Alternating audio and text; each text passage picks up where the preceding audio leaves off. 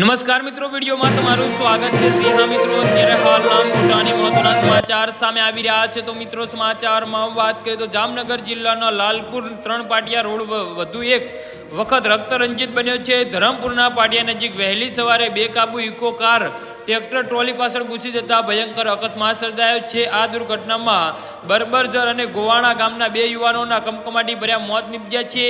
યુવાનો પવન ચક્કીની ઓફિસથી કામ કર અર્થે ખાયડી ગામે જતા હતા અને એ વેળાએ કારનો કોળિયો બની જતા પંથકમાં એરાટી મચી ગઈ છે।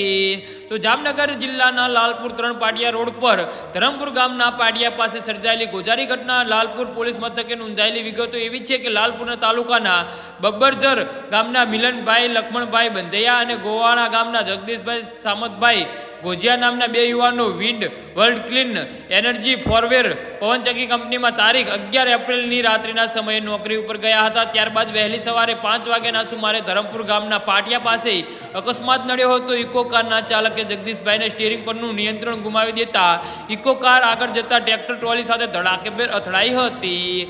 જી હા મિત્રો, તો આના વિશે તમારું શું કહેવું છે તો નીચે અમારી કમેન્ટ બોક્સમાં જરૂરથી જણાવજો અને અમારી યુટ્યુબ ચેનલને સબસ્ક્રાઈબ કરવાની ભૂલતા નહીં। ધન્યવાદ।